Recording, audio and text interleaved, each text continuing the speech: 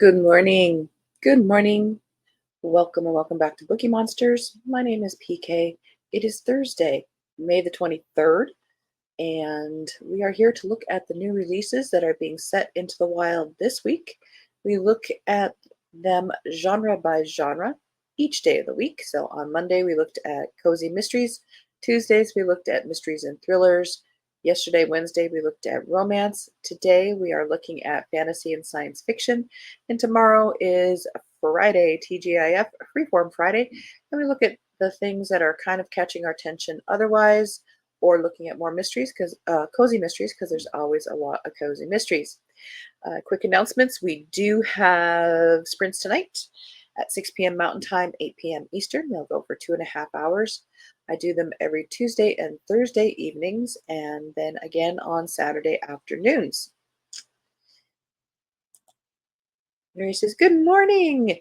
Happy Thursday. Have started Lost Birds by Anne Hillerman and am enjoying it. Love the characters and settings of her books like her dad's. Yeah. And looks like liquid sunshine will drop from the skies at any moment. Very still, gray, and somewhat ominous. That is here too. It's actually, I think it's raining right now. It's supposed to be raining and cold today.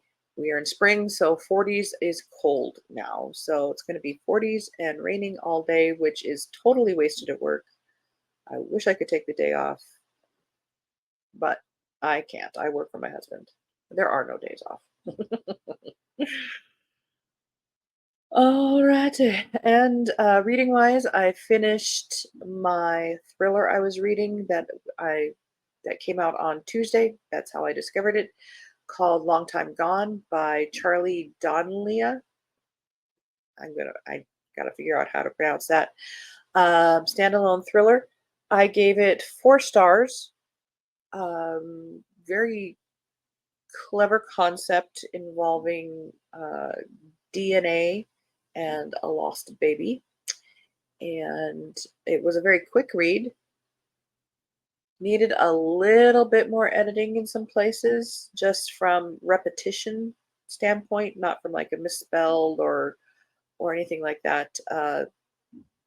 If somebody had been paying attention, within a few paragraphs, kind of the same things were said. Like it does stand out to me. So, but I liked it a lot. I would seek out more from this author. So, but the thing is, I don't know what I'm in the mood for now. I have a really good historical mystery coming out tomorrow, um, by Grace Burrows. But right now, I don't know what I'm in the mood for, and it drives me nuts when that happens. I hate it. And I look at my May TBR that these are the books I'd like to hit this month, and I want to read them, but they're not really grabbing me. So I'm in that twilight zone of what do I read. But in the meantime, we will look at the new fantasy science fiction coming out this week. Maybe inspiration will hit.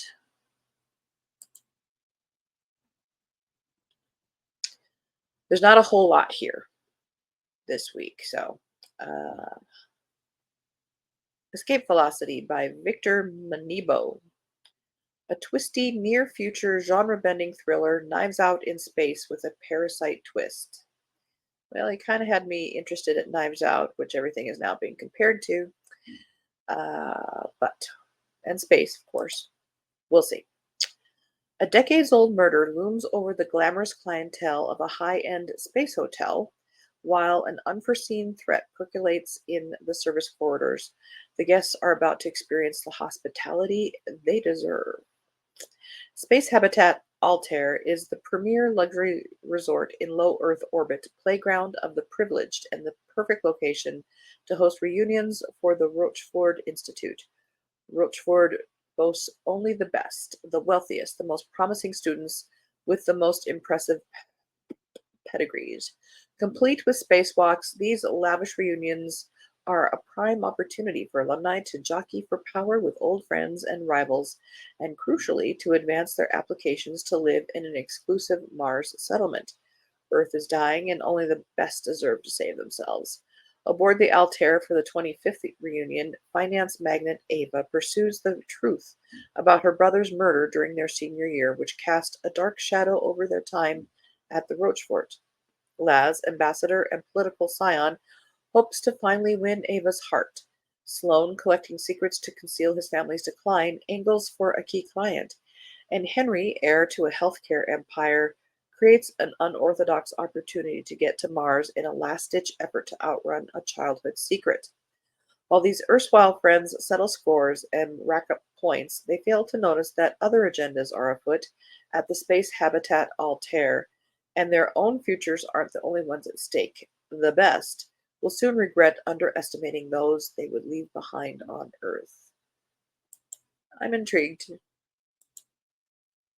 I will give it that. I am intrigued. We shall see. I will investigate that further.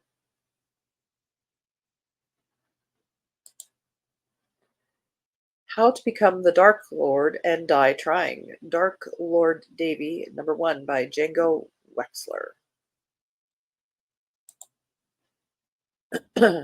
Groundhog meets Deadpool in this book. Funny how they use movies to describe books. And I mean funny like not so funny.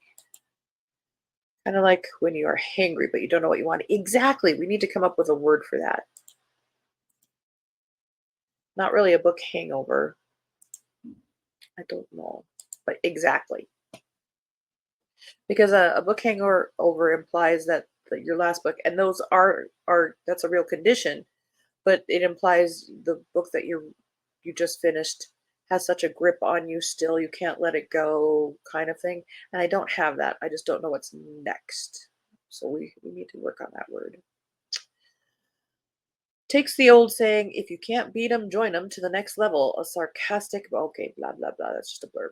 Davy has done this all before. She's tried to be the hero and take down the all-powerful Dark Lord. 100 times she's rallied humanity and made the final charge. But the time loop always gets her in the end. Sometimes she's killed quickly. Sometimes it takes a while, but she's been defeated every time. This time, she's done being the hero and done being stuck in this endless time loop. If the Dark Lord always wins, then maybe that's who she needs to be. It's Davy's turn to play on the winning side. A humorous Western isekai featuring the reincarnation of an anti-hero female lead. But that's the definition of hero. You keep trying and trying and trying. You don't become the dark side. I get the humor of this, but still, that means you're not the hero anymore.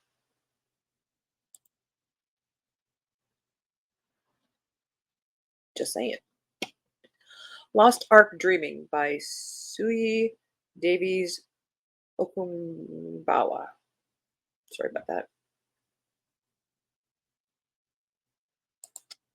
Once again, it's being compared to a movie.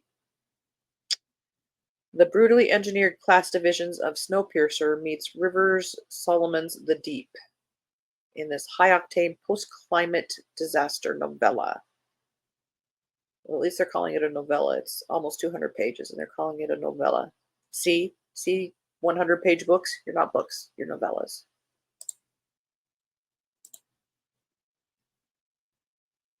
Ha. Off the coast of West Africa, decades after the dangerous rise of the Atlantic Ocean, the region's survivors live inside 5 partially submerged, kilometers-high towers originally created as a playground for the wealthy. Now the tower's most affluent rule from their lofty perch at the top, while the rest are crammed into the dark, fetid floors below sea level. There are also those who were left for dead in the Atlantic, only to be reawakened by an ancient power, and who seek vengeance on those who offered them up to the waves. 3 lives within the towers are pulled to the fore of this conflict. Yakini, an earnest mid-level rookie analyst, Tuoyo, an undersea mechanic mourning a tremendous loss, and Ngozi, an egotistical bureaucrat from the highest levels of governance. They will need to work together if there is to be any hope of a future that is worth living for everyone.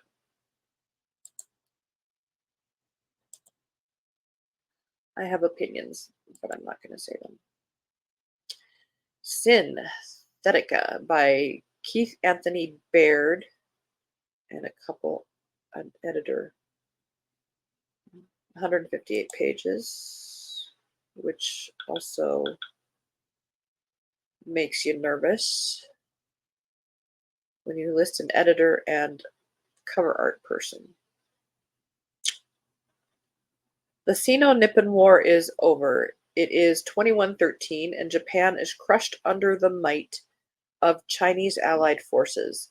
A former Coalition Corps soldier, U.S. Marine Balaam Hendricks, is now a feared bounty hunter known as the Reverend. In the sprawl of New Tokyo, on this lawless frontier, he must track down the rogue employee of a notorious crime lord. But there's a twist.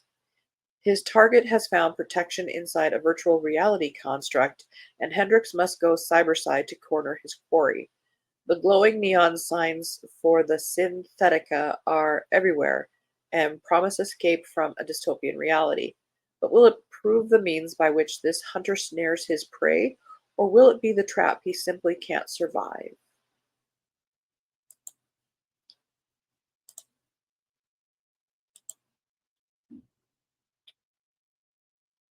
In our stars,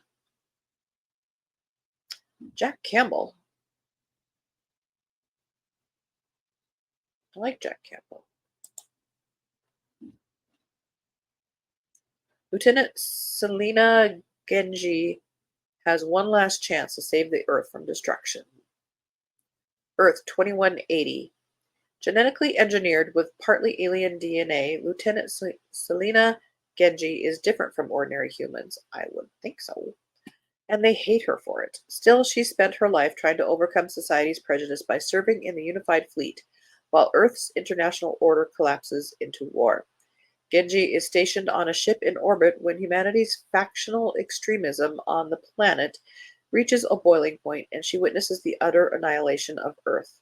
When the massive forces unleashed by Earth's death warp space and time to hurl her 40 years into the past, Genji is given a chance to try to change the future and save Earth, starting with the alien first contact only she knows will soon occur. Earth 2140. Lieutenant Cale Owen's ship is on a routine patrol when a piece of spacecraft wreckage appears out of nowhere. To his shock, there is a survivor on board, Selena Genji. Once her strange heritage is discovered, though, it becomes clear that Genji is a problem Earth Guard Command wants to dispose of, quietly. After learning the horrifying truth, Owen helps her escape and joins her mission. Together they have a chance to change the fate of an Earth doomed to die in 2180, but altering history could put Genji's very existence in danger, and Owen wonders if a world without her is one worth saving. The cover is very old school, which is interesting. I don't know. I like the author. But there are certain, we'll call them tropes because they're done over and over again, they're tropes that are just pissing me off. A House Like an Accordion by Audrey Burgess. Kareth Miller is disappearing. Between the growing distance from her husband, the demands of two teenage daughters, and an all-encompassing burnout, she sometimes feels herself fading away. Actual translucence, though, that's new. When Kareth wakes up one morning with her hand completely gone, she is frantic, as one would be. But she quickly realizes two things. If she is disappearing, it's because her father, an artist with the otherworldly ability to literally capture life in his art, is drawing her. Oh, that's creepy. And if he's drawing her, that means he's still alive. But where has he been for the past 25 years? And why is he doing the one thing he always warned her not to? Never draw from life, Kareth. Every line exacts a cost. As Kareth continues to slowly fade away, she retraces what she believes to be her father's last steps through the many homes of her past, determined to find him before it's too late, and she disappears entirely. I have thoughts. A, it's creepy. B, it could be used to eliminate bad people, which is not a power you should have, but you would be tempted to use for good, but it would get twisted. And C, like if you do a house, would it disappear? So D, would you just, if you had to draw, would you just create fantastical worlds that don't really exist? I have questions and thoughts. But back to letter A, it's creepy.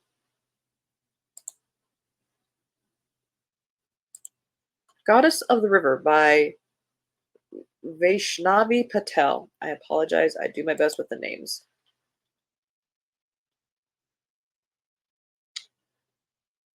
A powerful reimagining of the story of Ganga, goddess of the river, and her doomed mortal son. A mother and a son, a goddess and a prince, a curse and an oath, a river whose course will change the fate of the world.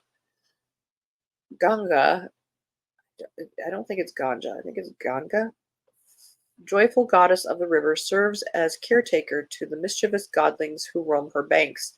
But when their antics incur the wrath of a powerful sage, Ganga is cursed to become mortal, bound to her human form until she fulfills the obligations of the curse. Though she knows nothing of mortal life, Ganga weds King Shantanu and becomes a queen, determined to regain her freedom no matter the cost. But in a cruel turn of fate, just as she is freed of her binding, she is forced to leave her infant son behind. Her son, Prince Devavrata, unwittingly carries the legacy of Ganga's curse, and when he makes an oath that he will never claim his father's throne, he sets in motion a chain of events that will end in a terrible and tragic war. As the years unfold, Ganga and Devavrata are drawn together again and again, each confluence another step on a path that has been written in the stars in this deeply moving and masterful tale of duty, destiny, and the unwavering bond between mother and son.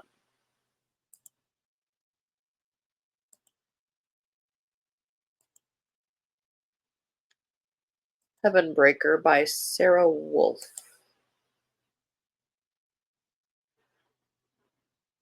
Bravery isn't what you do, it's what you endure. The Duke of the powerful House Haute-Claire is the first to die, with my dagger in his back. He didn't see it coming, didn't anticipate the bastard daughter who was supposed to die with her mother on his order. He should have left us with the rest of the station's starving commoner rubbish. But there's nothing left, just icy white rage and a need to make House Haute-Claire pay. Every damn one of them. Even if it means riding Heavenbreaker, one of the few enormous machines left over from the war, and jousting against the fiercest nobles in the system. Each win means another one of my enemies dies, and here in the cold terror of space, the machine and I move as one, intent on destroying each adversary, even if it's someone I care about, even if it's someone I'm falling for. And until they said space, I was imagining more fantasy setting, They should have said right away. I don't know. Set the scene. The Wrath of the Broken, Book 4, Changelings, the Cursed series by Acacia Warmerdam. In the riveting finale of the Cursed series, Death Prince Drake finds himself tangled in the threads of fate with the courageous and fiery Freya, born to a life of servitude under the oppression of her family's notorious matrital games in the land of Pandronia. Freya vows to obliterate the monstrous system that sold countless women into slavery after surviving the horrific trials of the games that claim countless women every 5 years. United with the princes of Lutherdral, they work to dismantle the corruption from within, risking it all in a perilous tangle of deception and betrayal. Amidst the tumultuous quest for freedom, the beloved bond between gruff Eli and the sweet Princess Louise is fiercely tested as Kidnapped event threatens to pull them apart. Kidnapping event, sorry about that. Torn from Eli on the very day of their wedding, her abduction sparks a desperate race against time to reclaim love and the freedom they so desperately seek. In a world consumed by war and the thirst for power, will love conquer all, and at what cost?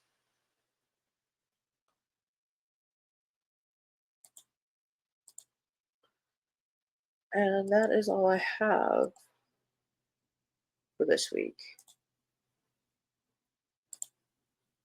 We have a couple, we've got a minute or two here.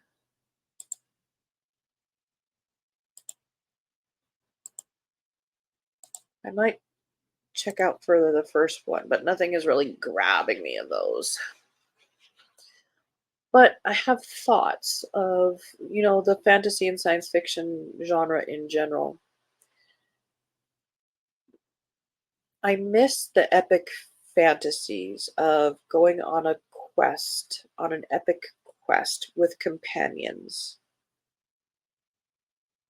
to save the kingdom, the world, etc. And I've mentioned this before, but is it a reflection of the authors or is it a reflection of the publishers who allow these books to get, they're the gatekeeper who get these books published? Is it their worldview that is determining what gets published out there? Because I mentioned before that so much of the fantasy is the the focus has become the internal journey. I'm not saying the hero's journey isn't relevant, it is absolutely relevant. Story arc, his or her story arc is what propels the story and why we care. But they've taken that and made that the entire focus of the story, and they hang the events on that framework rather than the other way around. It's that concept of navel gazing to the superpower, but we're supposed to care about somebody's. It's becoming too angsty, maybe in my, and definitely more romantasy taking over, but also looking at these and seeing the trends of science fiction in particular is a very interesting subgenre in the speculation aspect of it and a reflection of a culture in that regard. So you look back at science fiction in the, say, the 50s and 60s, the classics, Isaac Asimov and Clark and all those.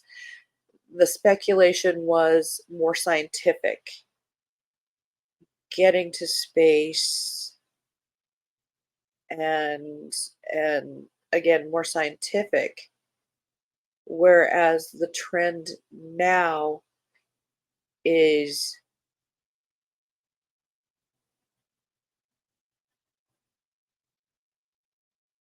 that our current culture is bad.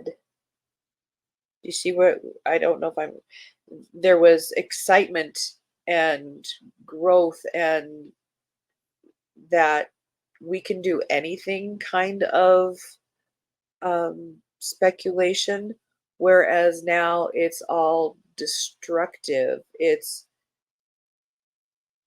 institutions are bad, the world's going to end. And as somebody who is an older reader, I grew up in the 80s. The 80s were my formative years. In 1980, I started seventh grade and I graduated college in 89. So, the very formative years are that decade. And I can tell you they tried to scare us with nuclear winter and acid rain, and the world's going to end in 10 years.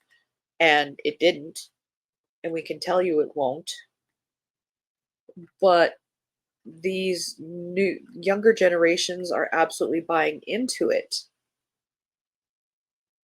because I think the message people have figured out, those in, I will say those in power have figured out how to control masses and make money off of that fear, which then is reflected in the writing. And they don't have the perspective of being older to be able to say, I don't believe you. And as an analogy, I would say, imagine if those who say the world was flat, the flat earthers, took control of the publishing, and that's all that the science fiction books were reflecting, a belief that that is true. And you understand the frustration of reading, looking for entertaining reading, and that's all you get is that kind of, let's say, activism that, yes, the world is flat, and that's all you're going to be reading about. So, as a reader, I'm frustrated that that kind of agenda has taken over my reading pleasure. So I read these new releases and I'm wondering, should I just go back and read the good stuff, shall we say?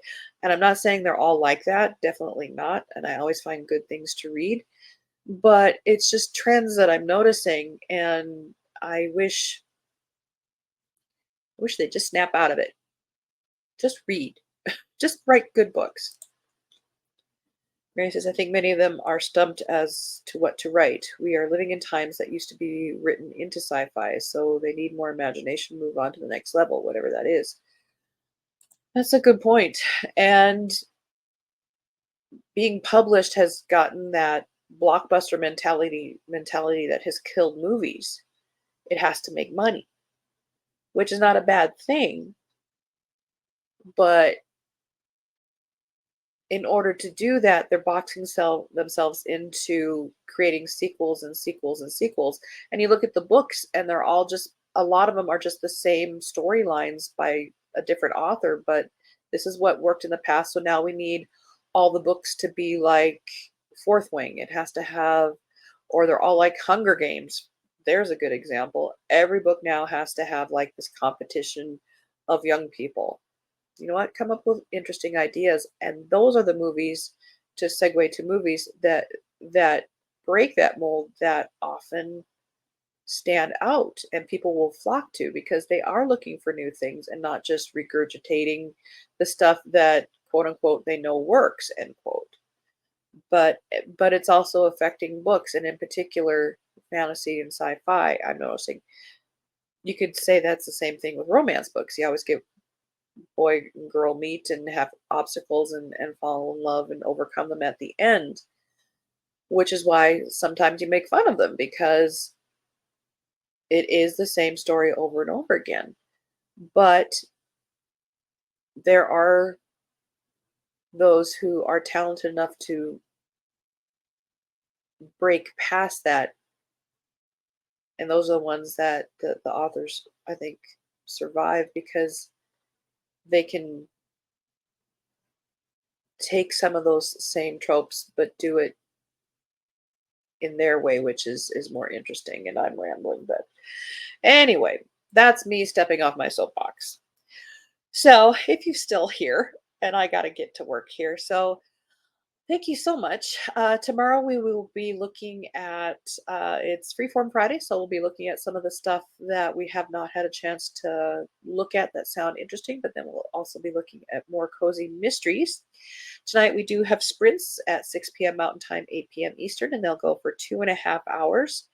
In the meantime, I hope you have a very good Thursday. Hope you read good books. And as the banner says here, don't be a bookworm, be a bookie monster. Om nom nom.